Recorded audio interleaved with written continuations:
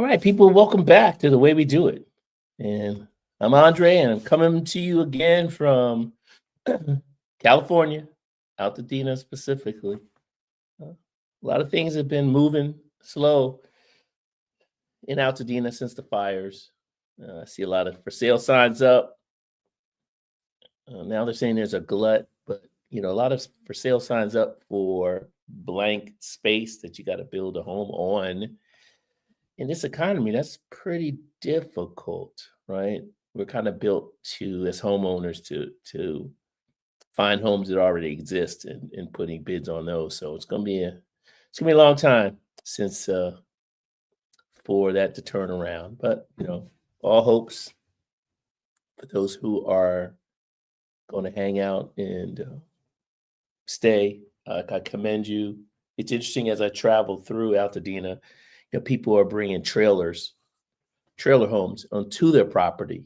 And I was like, wow, that's cool, so that they maintain their residence. And then at some point in the future, the rebuilding of their homes will happen. So those who can afford to do that, uh, that was an exciting thing to think that, those people are back on their property. So prayers and good luck with maintaining you guys' vision of staying on your properties. So I'm excited to come to you live. As you can see, this subject matter, it's a little bit out there, but I think you need to bring receipts. And just like anyone, especially in the Black community, if you don't ask, you're not gonna get something, right? So quiet doesn't work. Gotta get loud. You got to put some things out there. So a couple of days ago, for those of you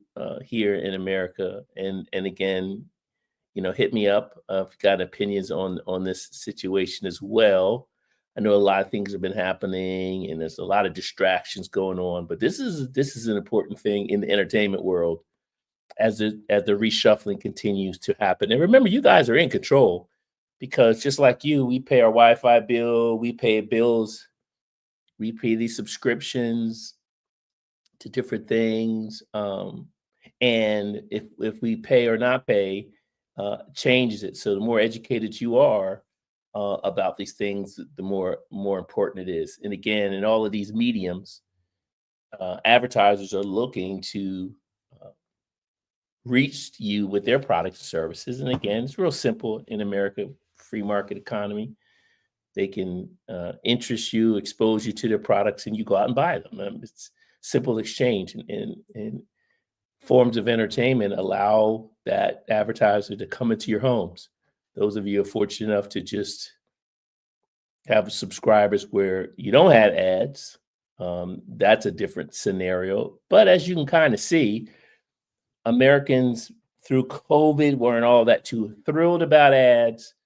But I think overall, what we understand is advertisers, for those, excuse me, for those few seconds that they're in front of you, are paying for the programming that you're seeing. And so we're slowly starting to be okay with ads, especially if it allows you to have free programming. And for me personally, just me personally, once I pay my Wi-Fi bill, I'm looking for free everywhere, right? So I'm like, okay, I paid a Wi-Fi bill, and I'm going to search out. Shout out to my former students at FITM. When a long time ago I was traveling, and by the time I got back to California, one of my cable bills, I guess it landed. The bill was landing at my home when I was leaving. So by the time I came back, they're like, "Man, if you don't pay the bill, we're going to cancel you," and all that kind of stuff. It's like, man, I'm just traveling. It's like, who pays bills like that from December to January? I mean, a lot of that's big holiday time. So it's like, come on. So they sent me a pink bill or yellow bill. But I don't know if this might be aging myself, but back in the day, when you don't pay that first bill, normally your bills come in white and then they'll change colors, right? So it's like you see a yellow one, you see a pink one, like we're about to cut off. So I don't know if they still do that or not. Someone can send me out that you know someone, because I'm not gonna say it's you. that those bills change colors when you have to pay. Now, I'm a big believer. I still pay a lot of my bills um, through the mail because it slows down the process, right? So instantaneously taking money out of my bank accounts, like, ugh, I try to, just like the big guys, I try to, keep it as long as possible. Put the stamp on it and send it out. So that's just me. So yeah, so I got so man, I just canceled that cable thing, my cable, and in the emotions, like, man, screw this. So I cut it off, and because I was proving a point. And so when I got to my students, these are college students, and before we started up class, I would just like to share stuff that they're human, I'm human, and just regular things that happen in life. You know what I mean? So that when we get to talking about branding and products, I just try to make people comfortable because you need to be observant of things and just know, you're that person. So if you're ever at a job and a customer comes up to you, I always try to empathize with a customer, being that I'll be a customer at some point, right? And so I just kind of exchange, they can't find something, they're like, and I'll be honest with you, yeah, that gets on me too. When I get fixed on something, I really want to have it. So when I say that to them, they kind of calm down, like, okay, he's hearing me, he gets it. You get in your car, you go to a place to buy something, and it's not there, and it's frustrating because you plan that day to get it. So anyway, so I just, for whatever reason, because I don't share a lot of my stuff. I was like, I would caution you guys to not share all your business, but some simple stuff that makes you human. So I was like, yeah, I told a class, yeah, I canceled my cable, and I told them why, and they're like, Mr. Barnwell, you don't need cable. She's like, now you gotta have your Wi-Fi. So they're like, don't cut off your Wi-Fi, right? And so he's like, keep your Wi-Fi, and then get this thing called Roku, Roku. Roku. It's a little device, and I think it's like $39 or $49. He's like, and it's a one-time payment. Get that, buy that, plug that in at your home, and then that's gonna get you a lot of these free channels, right? So you pay the $49, and then it turns your Wi-Fi through your television into an internet channel, and then once you have it up, you can then click on, and they say, don't do anything. So once you get to Roku, that's it. Then go find all the free channels on Roku that you can order. And I was kind of jonesing off of not regular cable, but the internet stuff it gave me like Chinese and Korean stuff, and some of them were in subtitles, and it just gave me a lot of stuff, and I started to enjoy it, and I started really kind of getting in, and it was like so cool, and it actually expanded my television experience because these little niche channels that the major corporations here in America wouldn't put on their system for whatever reasons, the politics, the advertisers here. I was able to watch other things, and I was just astounded by the quality, especially like the British stuff and the Chinese and the Korean stuff. I really like the Korean dramas. Man, they were great, right? But they'd spent a lot of money on their stuff. And it was really kind of some cool stuff. It was in subtitles, but then I got used to the subtitles. You can click on the English subtitles, and it took me to different places. So that fit of anger of cutting the cord, and then it actually exposed me to something broader to do. So that's always a kind of a cool thing to do. So just keep your options open, keep expanding. But to get to the point for today, as you can see there, title of this show is CEO, Chief Executive Officer David Ellison of Skydance, and that's Skydance Media. Should sell Black entertainment television to who? To me. You're like, wow, that's putting it out there. It's like, man, it's billions of dollars. Why would they sell it to you? It's like, well, you know what? All transactions are human transactions. Let me just say that again. All these transactions are human transactions. David Ellison talked to Sherry Redstone, who's a controlling person as far as Paramount is, and there's conversations. They're talking. These are two people talking to each other about transferring of assets. So there's always a human factor at the end, at the negotiating table. You see that with the president, and you see people sitting at the table. They still make phone calls and they still talk. Leaders of states still show up somewhere. They meet and they talk. They get on conference calls and they call. It all still has. This is not AI. This all still has a human aspect. And so what I love about being on YouTube is this is my, and I'm gonna pull a couple of receipts. This is my push for David Ellison, who's the chief executive officer of Skydance Media, sell Black entertainment television to me. Now, a couple of days ago, officially, the last thing that they were looking to do to make this thing happen, David Ellison and Sherry Redstone and Paramount, I still believe it was an $8 billion transaction.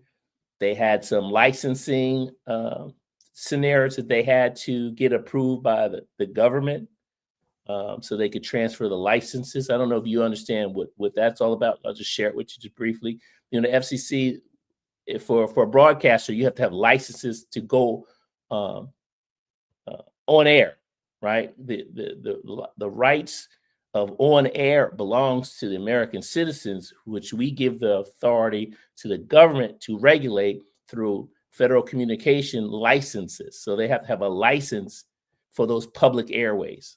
And you have to have certain kind of criteria to do it. Because again, the taxpayers here, citizens here own those rights. And then we're leasing those rights to these private entities. And that's what the whole license. You say, well, it's all about the license. That's what the whole license. And you got to have it. So whatever the administration, as long as it's legal, and whatever they're saying you need to do it, you're just going to have to be, as a business person, you know, it's all about negotiations, right? You got to find out. And sometimes these climates change, and you know, you got to do what you need to do. So just a little backstory on David Ellison. His father, Larry Ellison, is a co-founder of Oracle, right? And so you can go and research Oracle, co-founder of Oracle. Pops has a lot of money, right? And so he has two children, David and he has a sister, Megan Ellison, right? And so David has Skydance Media. Megan Ellison has a company called Annapurna Pictures. So they're both in entertainment. I think Anna's is a little bit more focused on film and TV narrowly, where David does film and TV, I believe games and sports, so a little bit broader. So both of Larry's children are in the business, and they both have entities. And the reason why I share that with you, no matter what your family structure is, you know, in this case, they're kind of an entertainment technical empire. I mean, you should be thinking about these same things with your family. And if your family has businesses, it is if there's a way to get your children and your children's children to be in the business, it's smart.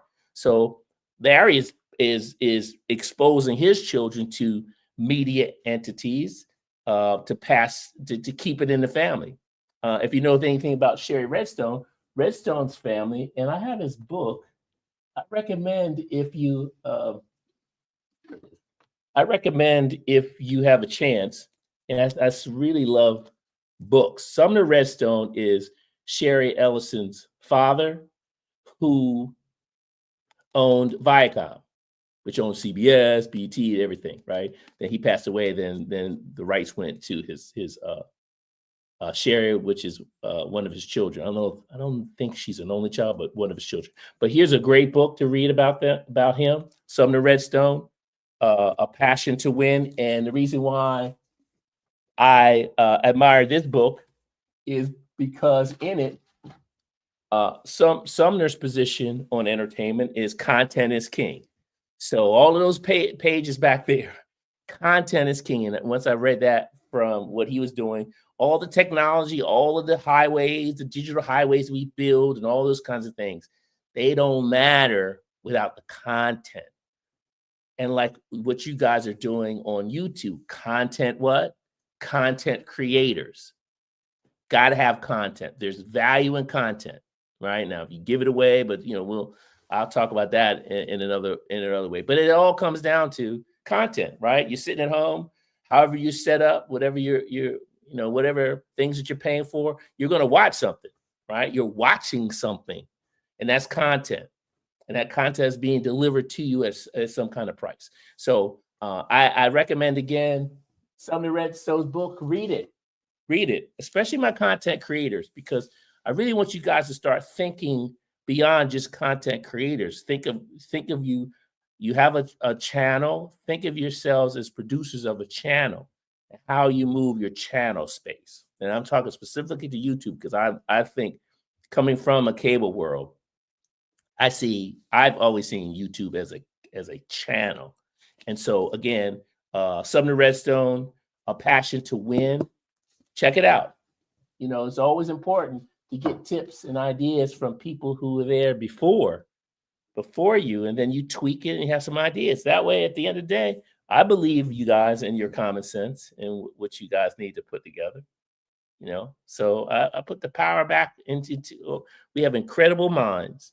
A lot of us just need knowledge and information that we didn't have before to make good decisions. And there's people. It's nothing wrong with reading and getting information about people who were there before you.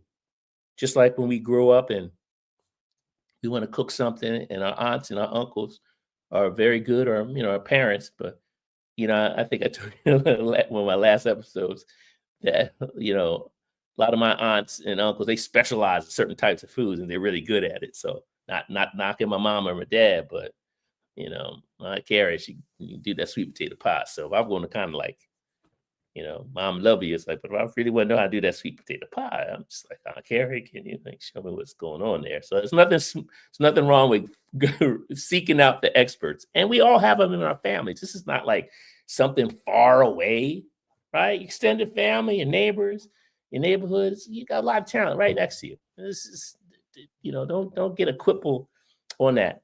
Start with that. So I wanted to kind of give you a backdrop of where David is. So he's in the understanding of business and entertainment business. And that's why when I reach out through this platform for him to consider this, I'm talking from inside of a world that he understands. And both his father and his sister, they're in this space. So I'm not talking about people who are like wealthy from other kind of entities and they just happen to own entertainment properties. They are in the entertainment property business. They understand the business side, the entertainment side, the creative side. They know these things, right? So I say that to beginning. So let's just kind of go back, and I'm a methodically. I have a little thing. Let me pop it and just kind of show you, right? Let me make it bigger. So I'm going to go through this in a second, because I think it's important to have receipts about things, but and my justification of why David should sell it to me, right? So, but I just want to kind of go through a little bit of a backstory.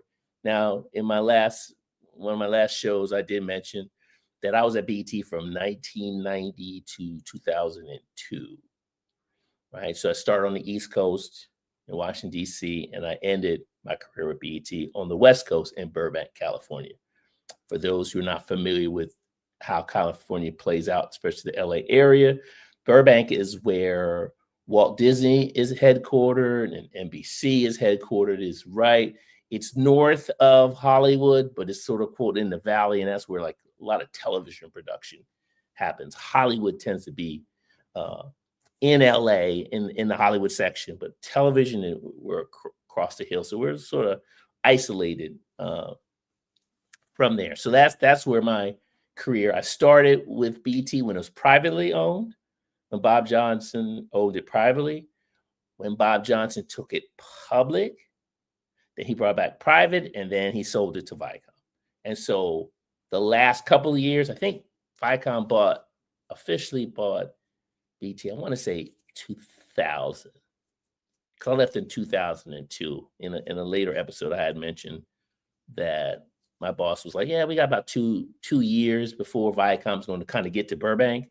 So whatever you want to do, you should think about it now and do it before you leave.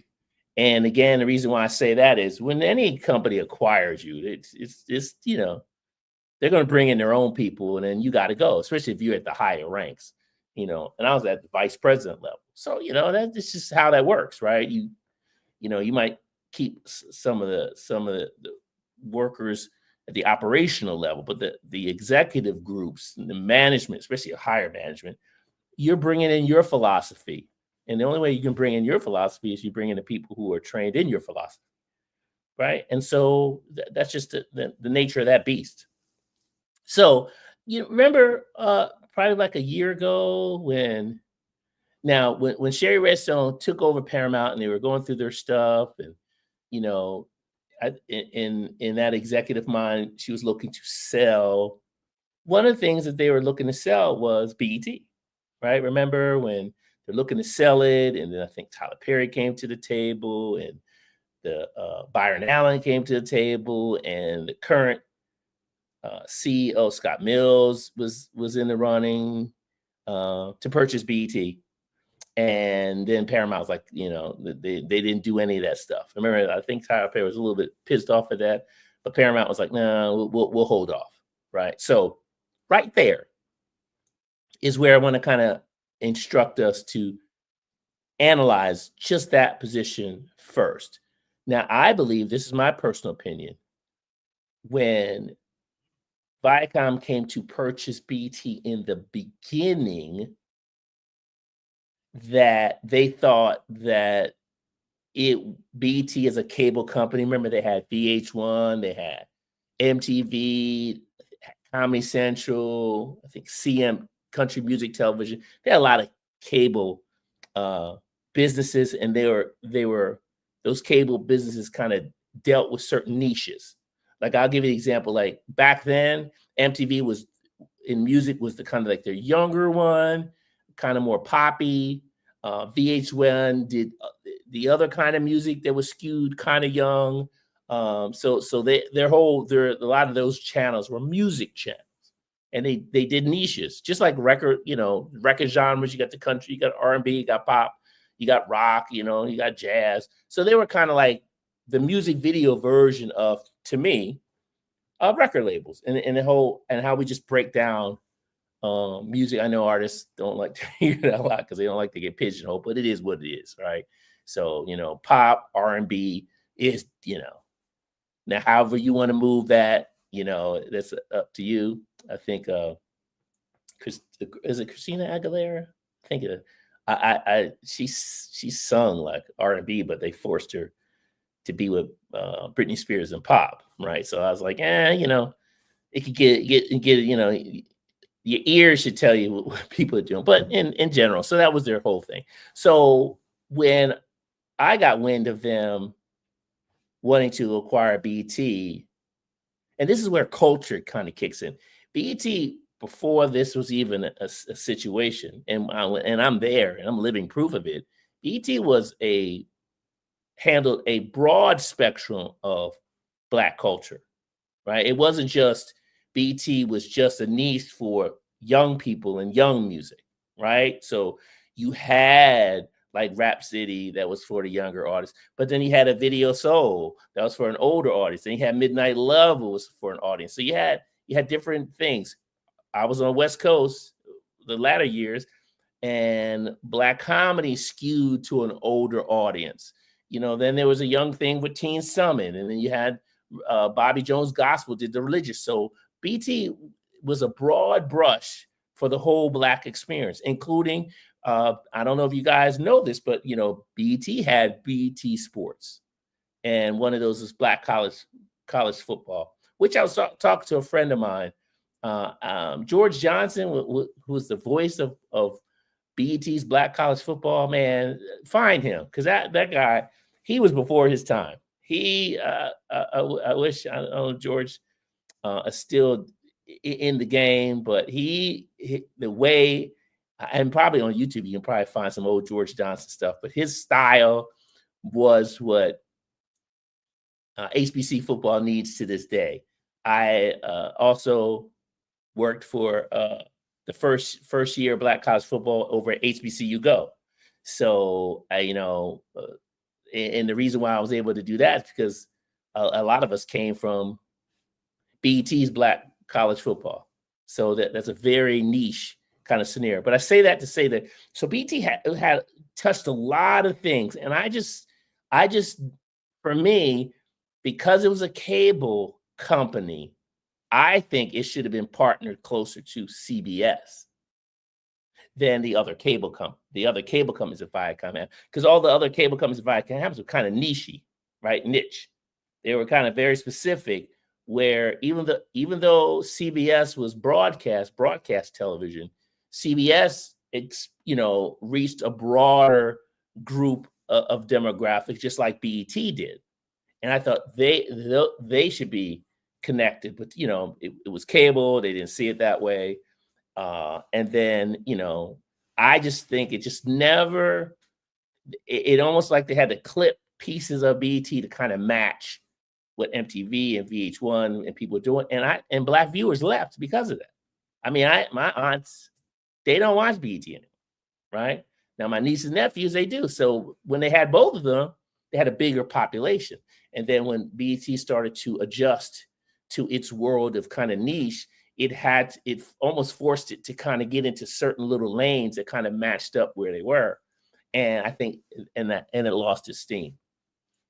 And that I think was difficult. And when it was up for sale, to me, that just said that the BET culture didn't line up with the Viacom family culture. It was sort of like, and if you look at old press clips and stuff, I would see announcements of Viacom was doing something. Every once in a while, it would say BET, but it typically would say like, we're doing stuff, and it's MTV, VH1. They would never hardly ever say BET. And then you start to see the structure of BET. It was always kind of like separate, and it just never kind of connected. And I don't say that with a mouse. I just think structurally, it just didn't match up. And to me, the only, and it was too late when the Black viewers started leaving to rematch it up with CBS. And I don't think even inside the Viacom world that anyone was thought about that, because I don't think anyone actually gave that approach to those decision makers as to what you're going to start to lose when you start to readjust the demo for BET, and then just maybe you do some award shows, some young skewing music, and then inside that skewing music, it's skewed to certain regions of the country, certain style. So you just started naturally narrowing it to the part where it was up for sale. Now, I think Viacom was kind of shocked that they probably weren't going to get, because in the beginning, I think it was like $3 billion a day that Viacom was sold. BET was sold to Viacom. And these years later, those less viewers, I think they still wanted like 1.5 billion for it. And I looked at that number like, no, that's not. There's not enough left. When I looked at see what was there, I was like, all of the, the stuff wasn't there anymore. And even the things that they should have really dominated with, because I think BET Sports should never left BET. For me, BET should be the dominant brand in Black America. And to date, 2025, it's one of several Black focused brands, right? Where it should have been the dominant one. But to be dominant, you got to play in all of those worlds. And I don't think, it's not there like it used to be. So I say that as a backdrop, so just to kind of share with you guys, where I just think culturally it wasn't a connection. And now this is to David, and in a sense, he's acquiring this. I wanted him to understand the backstory of where it is now, because what they bought, what Viacom bought when they first bought it, had all those pieces. Late night shows on there. How do I know that? Because I EP'd one of those late night shows, and I'm gonna pull up my stuff in a second. So it had the pieces.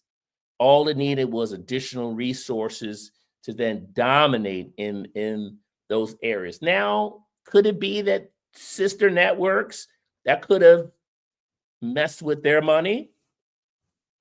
That can make sense. I mean, advertisers drive everything, right? So if an advertiser like, I'm gonna take some money from this company and put it over to BET, then that other company, that other sister company and sister network, they ain't gonna be too happy about that, right? So I mean, those are things that happen. Again, that's where culturally it doesn't mix. I mean, kind of think about it. If you're a Black artist, when do you do MTV? When do you do BET? When do you do VH1? You're a comedian.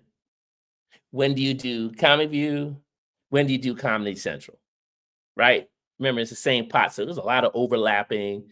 And to me, a lot of the Viacom brands, they were built to absorb a broad group of people, just built on how it was driven. I mean, MTV, if you technically think about music television, that encompasses all music, right? Comedy Central encompasses all comedy, right? But BT had niche comedy,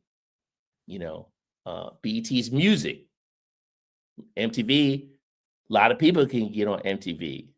BT specialized in Black music, Black genres of music, and so it provided more opportunities for Black artists to be seen.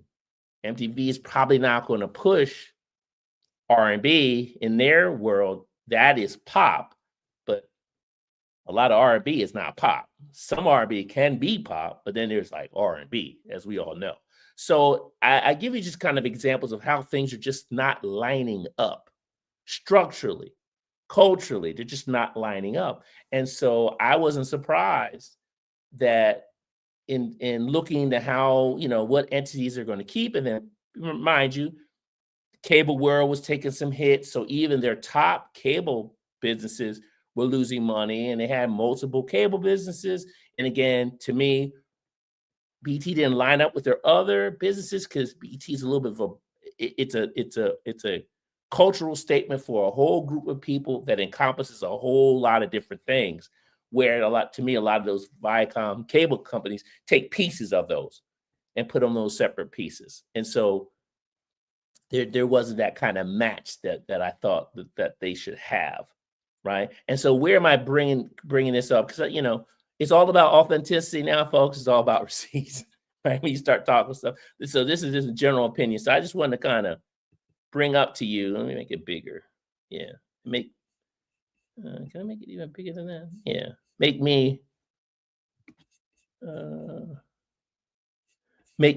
smaller. So I'm, like I mentioned to you before, I was there from 1990 to 2002. And then, I've had more positions in this, but I wanted to kind of go to the executive ones so that, I know what I'm talking about in these very specific areas. So when I was on the East Coast, I was the budget director at BT, a corporate budget director. So that means I knew structural wise, every department by line item, what the executives approved to run the business with. And that's what a budget is, right? How much does it take to execute what we need to do this year? We do it the year before, projecting, because a budget is a projection in the future. When we come back with a new season, I think I'm going to need $10. Now I'm going to come back in a new season and I might need $20. But I'm thinking based on historical data, as much as I can, and input, what we're projected to do. And then based on that, I can find out how much revenue I bring in, and that's how the whole thing. So expenses, revenue, then I can kind of see what my profits are, right? So I started on the West Coast as a accounts payable manager. So I actually hired as an internal auditor. I talked to you about that in the show before. But I'm glad I actually became an accounts payable manager before moving up to the ranks of budget director, because I paid all the bills for the company. And so to pay all the bills for the company, I needed to read all the contracts to pay the bills for the company, and I saw all the invoices. The only thing I didn't see is executive pay, right? But anybody's contract, everything we contract, the building, leasing to like we were leasing off of a transponder at that time. I think it was HBO, how much we had to pay them quarterly, everything. So it was a great learning experience, even though my degree was in marketing. But I came over. I'm from a military family. My father was in a sergeant major in the military. So I knew how to balance a checkbook. So my boss at the time said, "Hey, Andre, I know I hired you as internal auditor, but I had to let the accounts payable manager go. So could you do that for me?" And of course, the gut said, "Yeah, I better do that if I want to keep my job." So, and thank God I did, because everything is built around money. So, budget director on the East Coast, decided to leave the company when I went to the West Coast. I was launching my own business, came back to the company as a consultant, a budget consultant for two of their shows on the West Coast now. So this is where Between the Sexes was a show with Harold McCoo, and he had a co-host, and I can't remember her name at this point, but it was called Between the Sexes, and Comic View. So that's how I got back into BET. I was doing the budgets for those two. By the time I really got to their Burbank offices, Between the Sexes wasn't coming back anymore, and I only had to focus in on Comic View, that show. And as a corporate budget director and only having to focus on one show, I would put all of that energy into Comic View and making sure it was tight. So you could just imagine how tight it was, where I had multiple departments and divisions when I was on the East Coast, and now I can just take all that expertise to one show. And then I started to show up on location for Comic View, which at that point was shot in Normandy, the Normandy Casino in Gardena, California, which is not Hollywood. Which I'm glad we did, because it brought Comic View to closer to our audience, right? It wasn't a Hollywood audience. Black folks who lived in the Gardena area, if you know about that area, you know what I'm talking about. They really appreciated it. So that's where I made that transition to the West Coast, and then there. When I was there, I was able to then run the Burbank office, which meant it was about 16,000 square feet facility.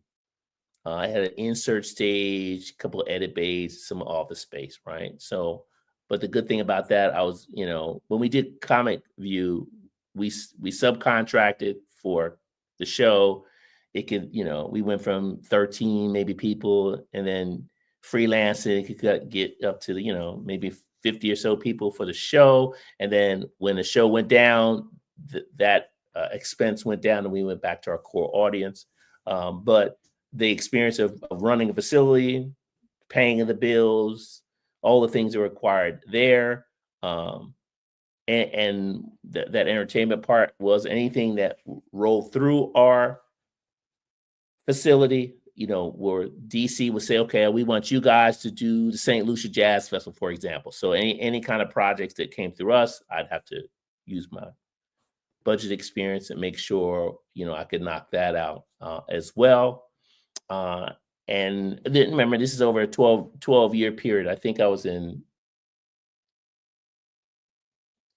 DC for, I don't know, maybe 4 of those years, 3 of those years. But anyway, so while on the West Coast, so and these are not in any order, but I was also, and these are executive levels, VP of development, when we were looking to bring outside stuff. So I'm reading scripts and talking to people in the industry. VP of comedy actually came after I kind of was doing Comic View, and looking to expand more comedy shows. And so towards the end of my Comic View run, I took on that VP role and not an executive role. So, but I started my chops on Comic View, doing those budgets, and then I was able to become a EP on Comic View. And the year I was able to show run that show was the year that they had Gary Owen. I could talk in detail about really how that worked out, but essentially, that year was a competition year for the host, and Black judges voted for Gary Owen to be the host that year. And how do I know? Because I was there, right? So you can hit me up later, and if you want me to go into detail about that, and I'll tell you what famous comedians were not there and were not in the room, never supported. These are Black ones, never supported Comic View at all. And then they got big opinions about what was happening there. And I was there. So we can talk about that a little later. So, and then I was fortunate enough to have my own show. And inside of having my own show, I was able to direct it as well. And so I created it and directed it and show ran it. And then a couple other things that I was doing at the time, because remember, I kind of alluded back to you guys about entertainment and what that encompassed. And we had our own late night show in coming out of Burbank. And so it was BT Live from LA. So it was our version of a late night show. I was fortunate enough to EP what we call Mad Sports, which was sort of like a clip show, highlight show with opinions. So sort of like a first take, but but more packages, more news kind of packages, more roll-ins, and it had a we tended to track, which was not being tracked. So Black college football, right? So it was our version of a clip show around Black college football, and now obviously I was as well as the EP on Black college football. So Bob made the stance of bringing Black college football to light. And so we were starting to build Black college football plus sort of like our own first take of Black college football. And that's where the roots of that began. And again, because in the Black community, I went to the University of Houston and Howard University. So I know how it is to go to a PWI, and I graduated from an HBCU. So culturally, that's a part of, if you go into HBCUs, Black colleges are a part of the Black experience, and we do things, we move a little differently, and it's a world inside of itself. Thanksgiving, I had the opportunity, but go to the Superdome and watch Grambling play Southern, which is sort of an in-state rivalry of the Black experience, but obviously outside, I went to Howard, so outside that, it's unbelievable. It's unbelievable to see that many Black people enjoying themselves with the rivalry to that degree. It's just something, if you've never been to them, you should do it. And again, there's Black colleges, from Pennsylvania through Florida. I think I think Texas is the farthest west that we have HBCUs. I think, yes, and up to Midwest, Central State, all the way through. So it's a whole world to itself, and that was a way to kind of build.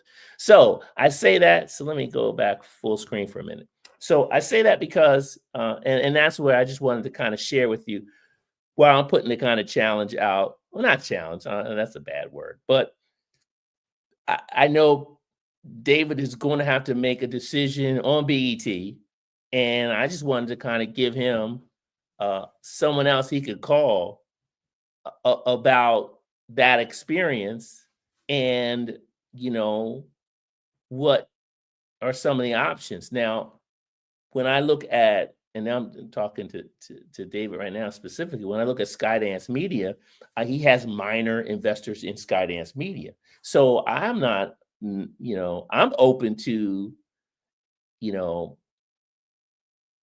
having or buying BET and Skydance, Paramount Media, or whatever it's going to be called, to be a minor inside of that entity, because that's just how business works, right? And so I understand at one point they paid $3 billion, and the trajectory has been going the wrong way. And as a business person, I think that you're probably looking at, okay, well, as opposed to just a write-off, maybe there's someone out there that could turn it around from a business standpoint.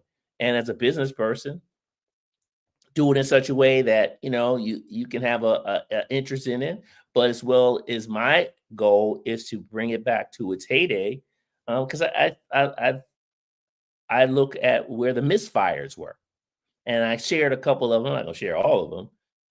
My solutions to fix that, but the advantage of me is I was there when it was popping, and I was there when it was dominant. It was a dominant brand in Black America, and no one can say it's dominant now. That's just not. That's just being dishonest, right? The numbers are down.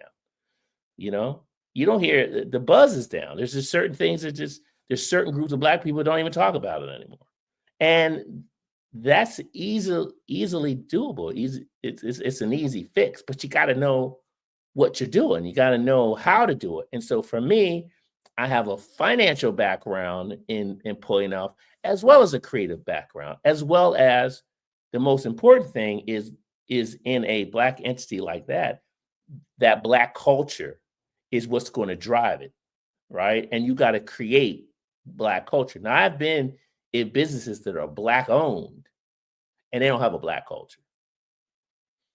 Let me say that again. I've been in businesses that are Black owned, but they don't have a Black culture.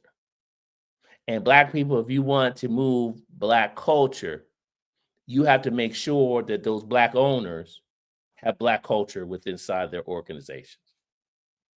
That's the only way it's going to work, right? So when people will say, hey, I want to buy it, then asking those tough questions. Well, who's your executive team that's going to deliver that Black culture that you're saying? Because advertisers want those eyeballs, right? Because Black consumers are, as you can kind of see what things are out there, Black consumers, we purchase some stuff, right? And now we're getting very sophisticated, with all of these things that are happening.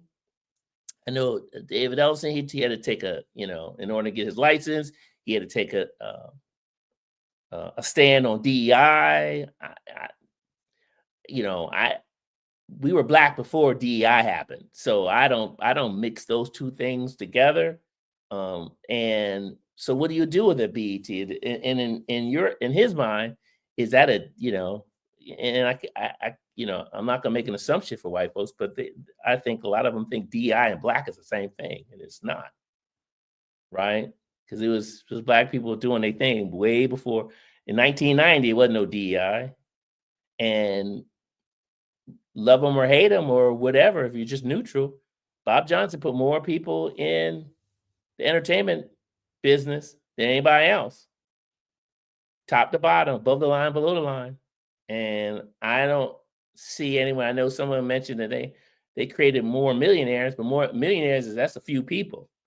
But people in the industry who weren't in the industry before, they're now in the industry and now have the kind of skill set that they could go out there and compete with anyone else, right? In entertainment. They know how to direct, they know how to edit, they know how to shoot, they know how to do utilities, they know all the things. They know how to do budgets. They know how to actually produce, be a producer who can produce a project, generate the budget. Producer who can go into the edit bay and do what's called a paper cut. If you've never heard of a paper cut as a producer, you're not a producer, right? You go into an edit bay with an editor whose job is to edit. Their job is not to produce. Their job is to edit. The producer comes in with what's called a paper cut of how this show is supposed to be lined up with time codes and everything. And then the editor picks those pieces up, puts that puzzle together, and then uses their expertise to clean that up. Now, to me, the culprit of bad producing is when reality television came, because reality television didn't require producers. They just required a lot of editing and just throw it up there, and just didn't have to. So that producing skill kind of went away. So we need to bring those kinds of things back. So I say that because I know what that potential is for BT and how to get it back, because I lived it. And I think sometimes you just gotta put your stuff up there. I mean, to me right now, I was like yesterday, I was on the internet, and we got, I mean, the focus. This is one of the biggest things that we really want to focus on. Is we've got a brand that was grown from the Black community. Well, it used to be Black owned, went white owned, is up for sale, and we're not talking about it in its importance. We're focused on fighting comics who told jokes about other people. A comic who tells jokes is what we want to kind of see a match about, as opposed to a iconic brand that has exposed a lot of Black professionals to, including myself, with certain kind of skills, that is now up for, I mean, it's either going to continue to be just chopped into pieces, or for me, and again, David can do what he wants to do because he owns it.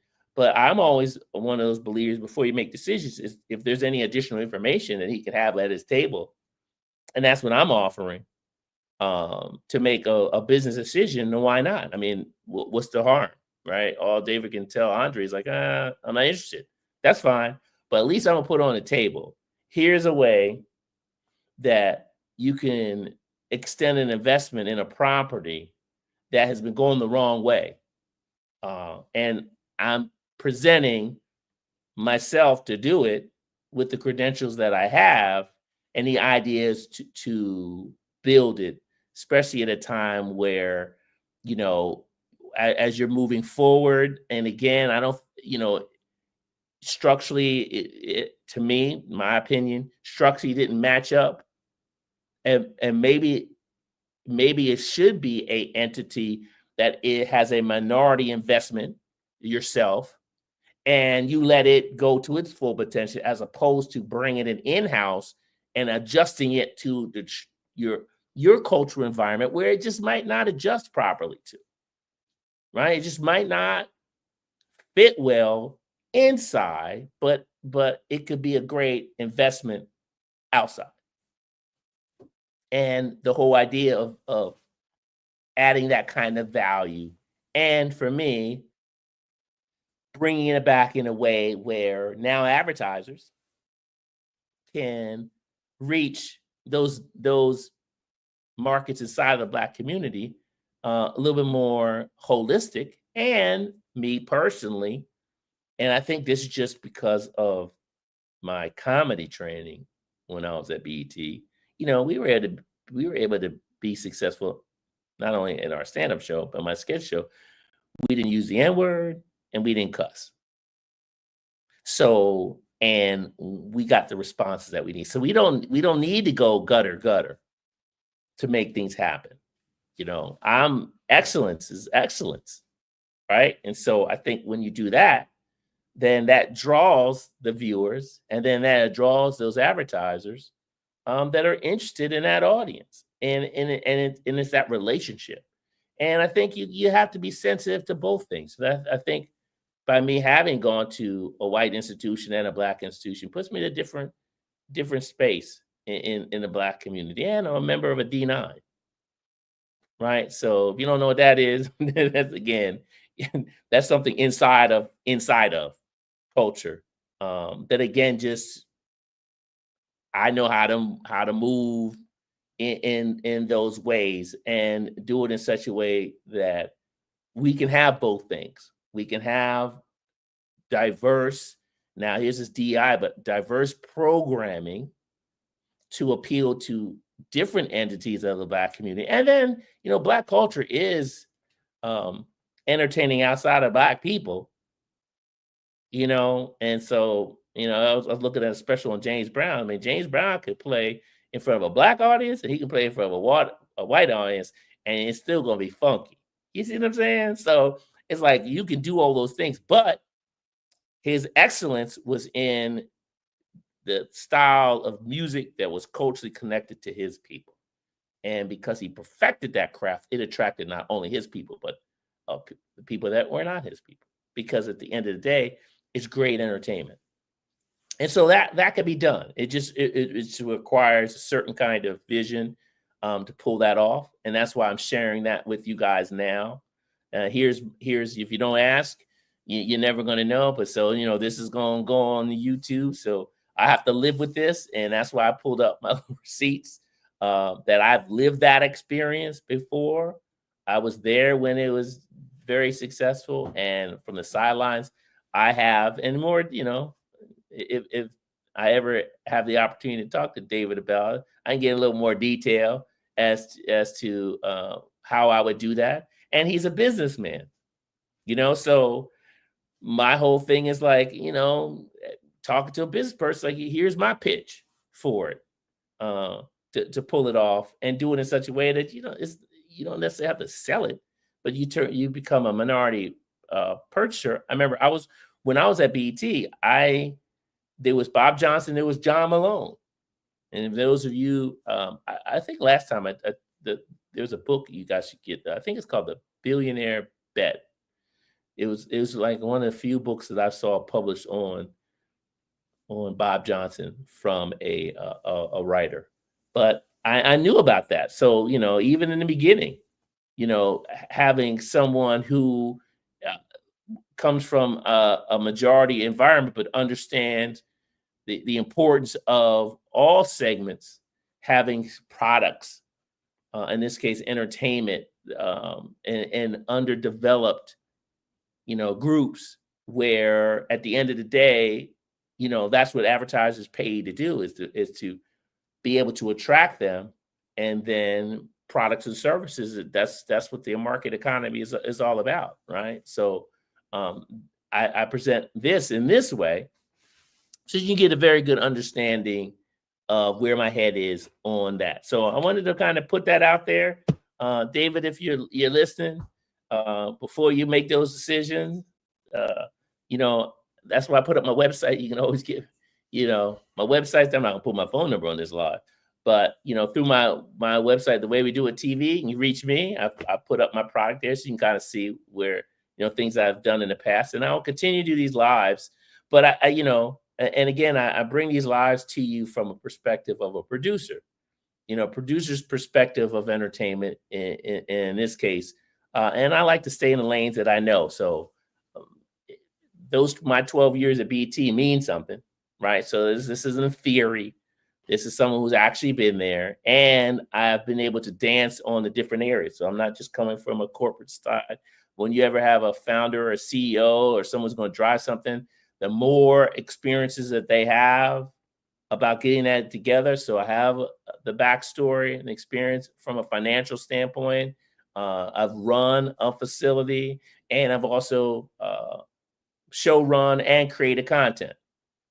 And my personal background draws me into that experience where I have gone to a PWI, University of Houston, and I have gone to Howard University, where I got my degree in business administration with a concentration in marketing, where I grew up in Pennsylvania, right outside of Philadelphia. My father was in the military, Sergeant Major. Mom was was a housewife at the time, went back to school, got her degree, and retired as a teacher. My mom's from Virginia. My dad's from South Carolina. I'm from Pennsylvania, and I live in California. And I went to school in Texas, right? So I have in all of those places, I have a broad cloth of the Black experience. And because of my marketing background, I know where Black people, and this is a homework assignment for you guys, what state is the most Black people in today, 2025? And I would venture to say there's very few programs, shows that come from that state. Because the state you're thinking that they're from, that has a lot of programs coming out of, is not the state where the majority of Black people are. So that's just letting you know where. So when I look at something, when I look at growing a brand, and remember, I have a brand background, I look to see where that target audience is now. So in this case, with Black Entertainment Television, first thing off my head, where are the Black people? What state? What city? Where are they? Do we have things? Do Black culture is different, as we all know, with Black people. Black culture is different as it moves, right? So Black culture is different in LA, different in Houston, different in Jackson, different in Atlanta, different in Miami, different in Philly, different in Baltimore, Chicago, Detroit. It's different. New York, Indianapolis, the Bay Area, Ryan Coogler, give him shout outs to the Bay. I don't know what is up there with the Bay blood, but I sure gravitate to you guys. You know, when I found out that Black Panthers was up there, I was like, yeah, I really gravitate to you. You guys got something happening, Ryan. Y'all got something. As someone from the East Coast comes from West Coast, I don't know what's in the water in the Bay Area, but I like it, man. You guys, you know, Ryan out. Hey, man, good, bad, or indifferent. I'm still gonna buy your stuff, man. I'm still gonna go to theaters. You know, I believe in a body of work. We love when they all hit, but even if they don't hit, I'm still rock with you because you got the right kind of mindset, man. And again, I think it's a little bit of bias because when you said that you played football and I played high school football, you know, it's like, and we're both in the entertainment business. There's something about football life, football skills, and I just did high school. I know you went to college to do it to the next level, but I was just talking about my blood brother yesterday about that. It's like there's so many things I learned just by playing high school football, and I'll say that for another day. That run into my professional life, just that structure. American football, to me personally, I mean that's America. It is what it is, and so maybe we just can have one of those football breakdowns of like why I think American football is just America on the field and why it just, you know, with all the things that happen in America, like why is that the one? So, but again, you know, I don't like to run too much over for an hour when I talk to you guys. So at the end of the day, David Ellison, give me a call, man. Hit me up. You know, I know you got a Black entertainment television situation, and I just want to add another option for you as a business person, where you know you can still make money, as opposed to maybe some other options that are out there. And I just want to make sure that you know you get one of these options that might not be on the table because you know it's just not a lane that you're in. But you know, I know that you got to do some. There's some more cutting that you got to do over there. Just you know, it is what it is. As a business person, you got investors, got to make stuff lean and mean. It's publicly traded. But here's a scenario that, to me, there was some just structure wise of this particular entity that I don't think it makes it a bad entity. BET, it doesn't make it bad, but I just think that how it was built, and again, I'll leave it at that, was what was broader based in Black culture that its overlaps just didn't fit well and inside of that structure, and maybe it should be an entity for you that you are a minority investor in, and then you let it do what it needs to do to be great. And I'll leave it at that because it's all about being great, my friend. So hey, hit me up. To young people who are watching this is, you know, if you got something, it's not always about complaining. Bring some solutions out there, throw them on the table. Only thing people can say is yes or no, man. They think you're crazy, but they either say yes or no, and you're gonna feel much better by at least putting it out there. And I think that we should get more into solutions when we have criticism about stuff, right? It's okay to critique. It's okay, like, man, I wish there was doing. Then you be that person. Hey, I wish there was more Black businesses in the Black neighborhood. Then you start one, right? You know, hey, I wish, you know, there was more reading. And then you go to a public library and say, on Wednesdays, I'm going to read to the kids. I'm going to take 2 hours on my way home. I'll stop, public library. Librarians would love you. You sit there for 2 hours and you read to the kids, right? Just your little way. So you can critique, and then we need to come with solutions. If majority Americans doing things, and again, you know, there's a lot of fear out there. But at the end of the day, corporations in America need consumers to buy their products and services, and Black people are a majority consumer. And culturally, I don't think a lot of these corporations kind of understand how to navigate Black culture.